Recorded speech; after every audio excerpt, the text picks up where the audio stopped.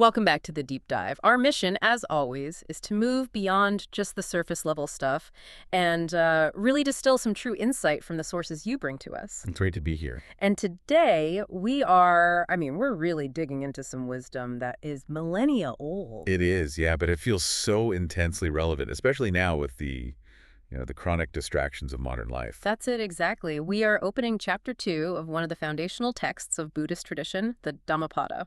And this chapter is titled Heedfulness, or in the original Pali, Appamāda. Appamāda. Okay. And it's a concept that sounds pretty simple on the surface. Yeah. Right? Just be careful. Right, pay attention. But the text frames it as the single, non-negotiable prerequisite for spiritual awakening. And when we say high stakes, we really mean absolute high stakes here. We do. Our sources immediately present this idea of heedfulness as like the ultimate choice, the only way to get to what the text calls the deathless. Exactly. It's not a suggestion, it's a declaration. So today, we are going to unpack not just what this ancient virtue means, but why it's considered sort of the shortcut to wisdom, the key to unlocking freedom from bondage. And crucially, what happens, spiritually speaking, if you fail to maintain it. The opening lines of this chapter, they're just so dramatic. They aren't an academic suggestion. They really confront you, the listener, with the sheer necessity of intention. Yeah, this isn't about marginal self-improvement.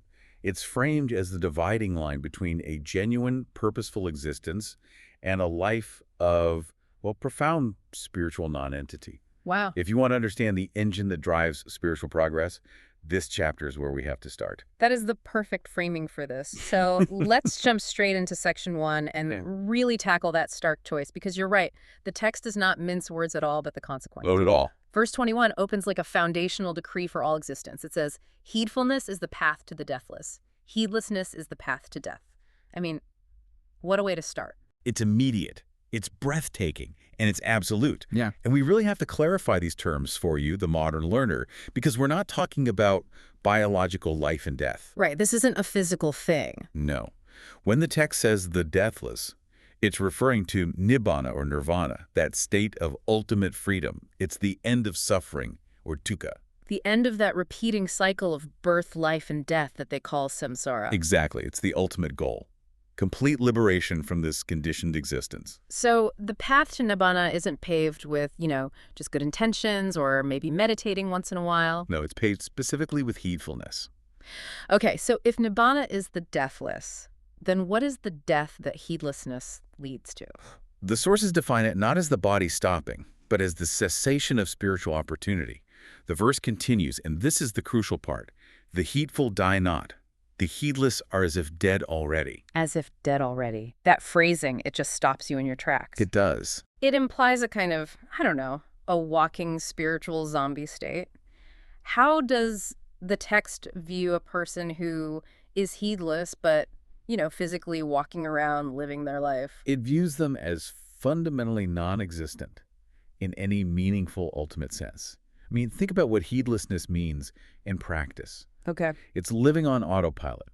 You're ruled by your habitual reactions. You're dominated by desires you haven't even examined, and you're constantly distracted by every little thing that comes in through your senses. So the body is there, but the mind is just gone. It's never truly here. The person is just cycling through conditioned responses, reacting to anger, chasing some fleeting pleasure, operating without any conscious intention or, a moral compass. For a listener today, that sounds like a huge chunk of modern life, doesn't it? The constant distraction, the endless scrolling on your phone, the automated decisions. Is the definition of it. That loss of intentionality, that's spiritual death. Precisely. From the perspective of the Dhammapada, if your life lacks presence and purpose and self-awareness, you're just being reborn into that cycle of suffering over and over again within a single lifetime. Repeating the same mistakes? Trapped by your own ignorance. Yeah. You are dead to wisdom, you are dead to freedom, and so you are as if dead already. The urgency in the text is really meant to shock you, the listener, out of that spiritual coma. And what's so interesting is that the response of those who get this, who grasp this immense truth, it's not one of like grim determination, it's something much more joyful, Yeah. which we see in verse 22. It says, they exult therein in heedfulness and enjoy the resort of the noble ones. And that idea of exaltation is so profound. It shows that this path to nibbana, is not meant to be one of perpetual misery or, forced sacrifice. So clarity itself brings joy. It brings immediate joy. When the wise person clearly understands this excellence of heedfulness, the whole spiritual path becomes simple. I'm not saying easy, but simple. Because they can see it clearly. They see the cause of suffering, which is heedlessness, and they see the cure, which is heedfulness. It's a straight line. And that recognition, that clear path out of the maze, leads to this profound relief. What about that phrase, enjoy the resort of the noble ones? Is that talking about a spiritual community, or is it more of a state of mind? It's a bit of both, but it's primarily a state of mind. The noble ones, or the aryas, are those who have reached these higher stages of insight and are, firmly on the path to dhamma. So to enjoy their resort is to be in that same headspace. It's to align your mind and your practice with the community of the spiritually awakened. It's the joy you feel when you realize you're no longer just stumbling around alone in the dark. You're walking alongside people who can see clearly. Exactly. And that shared state of clear perception is where this profound, non-sensual happiness is found. And that journey, which is driven by this joy and vigilance, it has an ultimate destination, which is confirmed in verse 23. It is. It says that only the wise, those who are ever meditative and steadfastly persevering, are the ones who experience nibbana, the incomparable freedom from bondage. And you see there, heedfulness is the fuel for that steadfast perseverance. It's the commitment to never let your attention wander and fall back into that death state we were talking about. So meditation and heedfulness are linked. They're completely interdependent practices. You can't be truly heedful without sustained meditation, and your meditation is useless without heedfulness. So the destination is nibbana, and it's described here as incomparable freedom from bondage. When the text uses that word bondage, what exactly are the chains that we're being freed from? The sources, they all point to the bondage of the three root poisons: greed, hatred, and delusion. And these chains aren't put on us by someone else. Not at all. We forge them ourselves through unexamined attachment and, well, just plain ignorance. Can you give us an example? Like, how does a lack of heedfulness tighten one of those chains, say, the chain of attachment or greed? Okay, sure. So if you're heedless, you're not mindful of how fleeting every experience is, right? Right. Things come and go. So when something pleasant happens, a great meal, a compliment from your boss, some fleeting sensual satisfaction, your mind automatically grasps it. It tries to hold on to it, to freeze it in time. That grasping is attachment. And then you're trapped. You're bound. You're bound by the fear of losing that pleasure or by the suffering that's inevitable when it does vanish. And heedfulness is the antidote. Heedfulness, that sustained awareness, it just dissolves that illusion of permanence. By clearly seeing that all these conditioned things are impermanent, you just stop grasping, and the chain of attachment loosens and falls away. That is the incomparable freedom. That's it. It's freedom from our own internal mental architecture of suffering. Wow. That completely reframes the entire mission, doesn't it? It's not about finding some external freedom. It's about dissolving these internal chains. And that sets the stage perfectly for the next section, which moves from these big, abstract stakes to the very concrete character traits you need to forge that freedom. The inner toolkit, so to speak. Yeah, the inner toolkit. I like that. So if heedfulness is the path, it must demand a specific kind of person, someone who's actively committed. It does. And verse 24 gives you, the learner, this detailed 6-point practical checklist for building a character whose spiritual glory will ever grow. What are these attributes? How do they all work together? This list is so crucial because it yanks heedfulness out of the realm of, abstract philosophy and plants it firmly in your daily practice. It makes it real. The growth it describes isn't random. It's rooted in a stable foundation. The 6 interconnected virtues are energetic, mindful, pure in conduct, discerning, self-controlled, and righteous. Okay, let's start at the foundation. Why does the text lead with energetic? If we think of spiritual practice as, being still and meditative, why is energy the very first ingredient? Because the default state of the unexamined mind is, frankly, spiritual laziness. It's sloth and torpor. Oh, okay. The path of heedlessness is always the path of least resistance. So to consciously choose intention, to maintain vigilance against that gravitational pull of distraction, that requires immense, sustained effort. In Pali, it's called virya. And this isn't like a frantic, stressful energy. No, not at all. It's a persistent, focused, mental and moral exertion. Without that initial energy, the whole spiritual project never even gets off the ground. So energy gives you the momentum, but momentum on its own can lead you to burnout or make mistakes, right? So how does the text balance that? It balances it immediately with the next item, mindful. This is sati, or moment-to-moment awareness. The guiding hand. Exactly. The What? energetic effort has to be directed. If you apply a ton of energy, but you have no mindfulness, you're just being rash, you're distracted, you're going to make errors. Mindfulness ensures that your energy is always applied to what's happening right now. Observing without judgment. Observing phenomena as they arise without getting attached.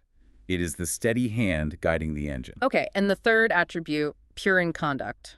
Now we're getting into the moral dimension. Yes, sila, ethical conduct, is absolutely paramount. If you are energetic and you are mindful, but your conduct is impure, if it's driven by selfish motives or greed or causing harm, then all that energy is just destructive. It's wasted or worse. Purity of conduct provides the ethical framework. It ensures that the sustained effort and the focused awareness are channeled toward beneficial ends. So you're not creating new negative karma or new fetters for yourself. It's the moral scaffolding for the whole building. That seems like a really comprehensive set of three, but the list keeps going with the more intellectual qualities, starting with discerning. Discerning is the key intellectual virtue. This is paññāña, or wisdom. This is the quality that helps you tell the difference between a correct action and a mistaken one. So without this, you could be trying really hard but just going in circles. You could be energetic, mindful, and pure in your conduct. But if you fundamentally misunderstand how reality works, if you still believe, deep down, that attachment leads to happiness, your effort will eventually be misdirected. So discernment is what? It's the ability to see things as they truly are, impermanent, unsatisfactory, and non-self. It's the navigation system for the whole journey. It makes sure your effort is strategic. So discernment stops the energetic person from just, running hard in the wrong direction.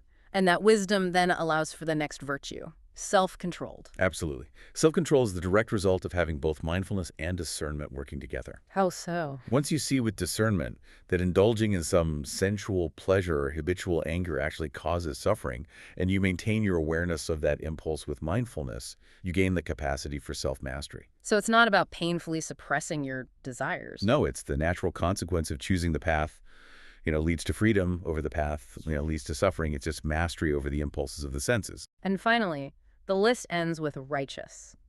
This feels like it pulls all the other five together under one big umbrella. It does. Righteous summarizes a life lived in accordance with the Dhamma, the cosmic law, the moral law, the teachings of the path. It means you're consistently applying all five of the previous virtues in every situation. And that's what leads to the ever-growing glory. That's it. The ever-growing glory mentioned in the verse is the stable, verifiable spiritual progress that comes from the harmonious interplay of all six. If one of them fails, the whole structure is compromised. For example. Well, self-control collapses without mindfulness, and mindfulness is weak without persistent energy. They're a continuous feedback loop of virtue. That interconnectedness gives you, the learner, a really holistic checklist. It ensures you don't just focus on one thing, like meditation, while you're ignoring your conduct or your energy level. That's a complete system. And that idea of a stable system brings us to this really powerful metaphor in verse 25, the unsinkable island. This is one of the most reassuring images in the entire text. The wise one must make for himself an island which no flood can overwhelm. And this island is built with 4 pillars. By effort and heedfulness, discipline, and self-mastery. So why an island? An island represents security, maybe isolation, permanence in a world that's constantly shifting. And the world is represented by the flood. So what is this flood? It's the deluge of suffering, the chaos of external events, sensory bombardment, political turmoil, emotional turbulence. All the stuff that tries to pull your mind off course. Exactly. If your happiness depends on external conditions, if the river is calm today, if the sun is out, your happiness is incredibly vulnerable. For the modern listener, that flood is also the data stream, right? The constant notifications, the sense of urgency that forces us into this state of perpetual reaction. 100% correct. Heedfulness and its partners, effort, discipline, and self-mastery, they are the raw materials you use to build an internal fortress. So the island is a stable mind state. It's a secured, stable mind. The person who has truly mastered heedfulness can observe the flood, all the chaos of the world, without being swept away by it, because they are internally self-sufficient, anchored in their own virtue. That is the promise of security. It sounds wonderful to be on that island, but how does the sage maintain that intense focus and self-mastery against the sheer volume of temptation in the flood? Is it just brute willpower? It's much more subtle than brute willpower. Brute force is finite. It often leads to exhaustion. Right. Self-mastery, which is enabled by heedfulness, is about skillful avoidance and deep conviction. It's not about fighting every single impulse. It's about recognizing the impulse before it becomes a commitment and then just diverting the energy. Because you have that discernment. You have discernment, so you know that the immediate pleasure being offered by the flood is ultimately toxic. Yeah. The security of the island isn't achieved by fighting the water, but by building so high that the water just can't reach you. You're creating a mind space where distraction is just irrelevant. That makes heedfulness sound less like a chore and more like the ultimate safeguard, which segues perfectly into verse 26, where the wise person keeps his heedfulness as his best treasure. In a spiritual economy, heedfulness is the primary currency. And why call it the best treasure? Because everything else can be lost. All worldly treasures, gold, reputation, power, they're all subject to the flood. They can be lost, they can be stolen, they decay, they're impermanent. But heedfulness isn't just permanent, it's generative, right? It creates things. Exactly. Heedfulness is the tool that generates all other spiritual wealth. Wisdom, clarity, self-control, freedom. If you lose your money, your heedfulness allows you to calmly begin again. If you lose your health, your heedfulness allows you to face that suffering with equanimity. But if you lose heedfulness, If you lose heedfulness, you lose the capacity to acquire or maintain any true spiritual value.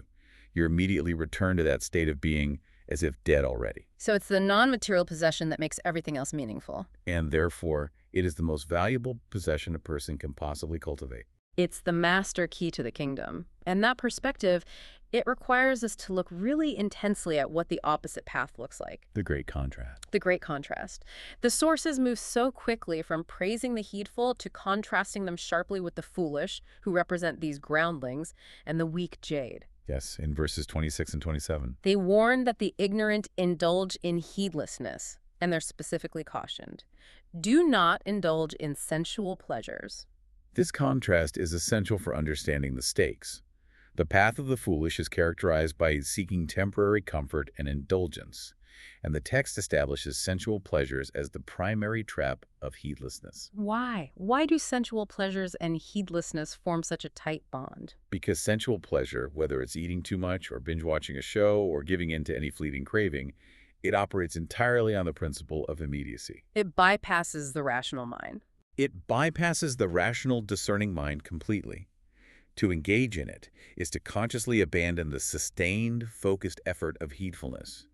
It is the temporary, shallow gratification of the groundling existence. It requires no mental effort, no discipline, no foresight. And if that's the path of immediate gratification, what does heedfulness offer you instead? Well, the text is explicit. It says, "Only the heedful and meditative attain great happiness." Okay, we have to distinguish this great happiness from temporary pleasure. We must. Pleasure is fleeting, it's dependent on external stimulation, and it inevitably leads to withdrawal and dissatisfaction when it's gone. But great happiness. Great happiness, the profound joy or contentment, sukha, of the wise, is internally generated. It's stable, and it's independent of external conditions. It is the joy of spiritual clarity. So the foolish trade eternal freedom for a moment of fleeting sensation. And the wise trade that fleeting sensation for enduring freedom. That distinction, fleeting pleasure versus enduring happiness, it builds so dramatically into the metaphor of the high tower in verse 28. It does. The wise sage casts away heedlessness and ascends the high tower of wisdom. What does this ascent give them? It provides the ultimate shift in perspective. If heedlessness keeps you trapped down at ground level, caught in all the dust and the chaos, wisdom is the elevation that allows you to see the mechanism of suffering clearly. The text actually refers to this elevated state as sorrowless. Sorrowless. So that is the psychological achievement of freedom from dukkha. That's it. And from this sorrowless vantage point, the sage beholds the sorrowing and foolish multitude. These are the groundlings trapped below. They are. Now, this raises a really important question for me. If the sage is up on the high tower and they're sorrowless, doesn't that risk detachment becoming just? Indifference. Indifference toward the suffering of the groundlings. That is a crucial, probing question. Hmm. And if the wisdom gained through heedfulness resulted in cold indifference, it would completely contradict the core ethical framework of pure conduct and righteousness we just talked about. So the sources suggest the opposite. They imply the opposite. The sorrowlessness of the sage is not indifference, it is clarity.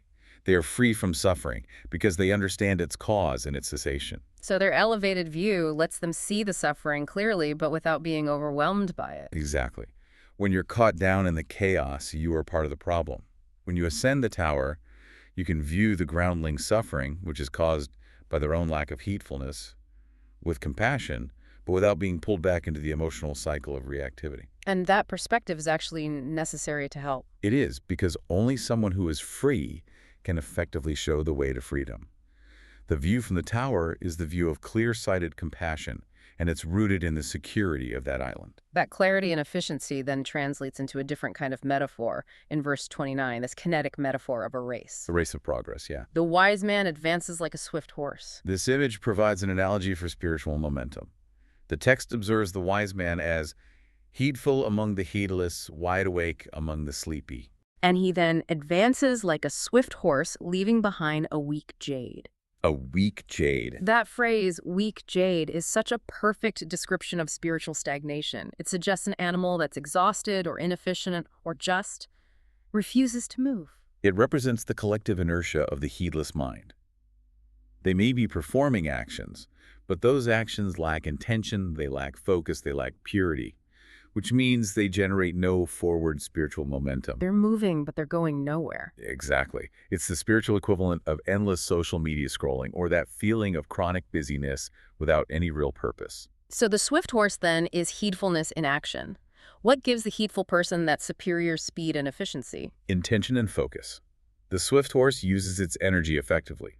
The heedful person, by consistently applying those 6 virtues, especially energy, mindfulness, and discernment, ensures that every single effort contributes directly to the goal of nibbana. There's no wasted movement. No wasted movement, no time spent chasing sensual indulgence, no energy lost to internal conflict or distraction. While the heedless mind is constantly battling itself, wanting peace but craving excitement, the heedful mind is unified and moving at top speed toward freedom. So heedfulness provides the alignment necessary for rapid compounding progress. It's a perfect way to put it. It's a really compelling argument for the proactive nature of wisdom. It is. Okay, so we've established the benefits on the personal and psychological level, but now the text gives heedfulness this supreme external validation in verse 30, shifting its importance to a cosmic scale by introducing Indra. Indra, yes. Yeah. The king and the overlord of the gods. He's effective of immense power and authority in that pantheon.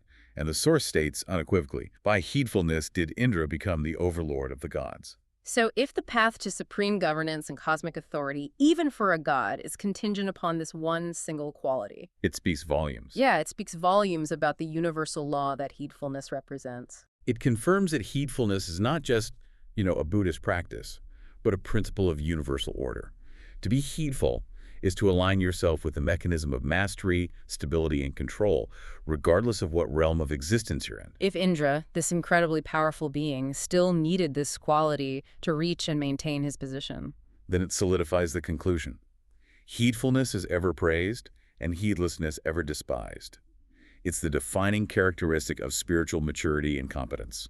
So having established this cosmic imperative, the final verses bring the application right back down to earth. They focus on the figure of the spiritual practitioner, the monk, verses 31 and 32. Yes, providing the ultimate model for you, the learner. So what is the necessary emotional and mental attitude that's required here? It requires a really sharp active duality. The monk must delight in heedfulness and at the same time look with fear at heedlessness. So this isn't complacency. No. The delight confirms the joy we talked about in section 1, so it reinforces the positive side of the path. But the fear, the recognition of the catastrophic consequences of spiritual non-existence, that provides the necessary vigilance against backsliding. It keeps the energy high and the purpose clear. Exactly. And that energized fear and delight, it fuels the most dramatic metaphor of the entire chapter, which is in verse 31. I agree. The heedful monk advances like fire, burning all fetters, small and large. This is the metaphor of transformation and purification. Heedfulness doesn't just, contain or manage your internal problems. It acts as fire. It actively destroys the fetters. This implies a total spiritual renewal. We need to define those fetters specifically. What are the chains that this inner fire is consuming? So the fetters, or samyojana, are the chains that bind the mind to the cycle of suffering. They range from the really fundamental chains to more subtle attachments. Well, they include deep-seated beliefs like personality view, the illusion that you have this permanent, unchanging self, or doubt, or clinging to rituals. And it goes all the way up to complex psychological issues like conceit, restlessness, and ignorance. So how does heedfulness, this sustained active awareness, become a purifying fire? Well, fire transforms matter, right? Awareness transforms belief. If you are heedful, you are shining the full light of discernment of paññāya onto an attachment. Can you give an example? Take conceit. If you're heedless, conceit can feel like strength. But if you're heedful, you observe the momentary conditioned nature of that feeling of conceit. You trace its origin, you notice its instability, and you understand that it's just another form of suffering. And just by observing it, you undermine it. By continuously observing this conceit with non-attached clarity, you undermine the delusion that gives it power. The attachment cannot survive the heat of sustained truth. The fire of awareness just burns away the delusion, and the fetter simply dissolves. So the fire is the relentless application of insight, and it's consuming the fuel of ignorance. A perfect summary. And this all results in the final promise of certainty in verse 32. Yes, the conclusion of the chapter guarantees stability. The monk who has maintained this delight and fear, this inner fire, will not fall. He is close to nibbana. Will not fall. Yeah. That certainty of outcome is the complete reversal of the danger we saw at the start, the danger of being swept away by the flood or falling back into that death state. It confirms that heedfulness provides an impenetrable spiritual defense. If you have built the island, if you maintain the fire, and if you ride the swift horse, success is mathematically certain. You're guaranteed stability. And proximity to the ultimate goal. Nibbana, the incomparable freedom from bondage, achieved through consistent, energetic, and discerning vigilance. Wow. This deep dive into Chapter 2 of the Dhammapada has really fundamentally redefined what we mean by just being careful. It's so much more than that. It's an active, high-energy commitment. Let's quickly summarize the vital takeaways for you, the learner. Okay. First, we established that heedfulness, Appamāda, is not passive. It is spiritual vigilance, the path to the deathless. And it demands the energetic and mindful application of 6 key virtues. Right. Energy, mindfulness, purity, discernment, self-control, and righteousness. And that vigilance is the difference between genuine existence, being as if dead already. We also learned that heedfulness is your best treasure because it provides that internal security symbolized by the unsinkable island. Which protects your mind from the chaos and distraction of the external flood. And then we saw the transformation that happens when you gain perspective, that sorrowless view from the high tower of wisdom. Which then translates into efficient progress, making you the swift horse leaving spiritual inertia, the weak jade, far behind. And ultimately, heedfulness is the internal fire that actively burns away the chains of attachment, delusion, and ignorance. It's a process of purification. The message is just so clear. The most profound choice in your life, spiritual existence or spiritual non-existence, is made moment to moment. It is. All through the presence or absence of intention.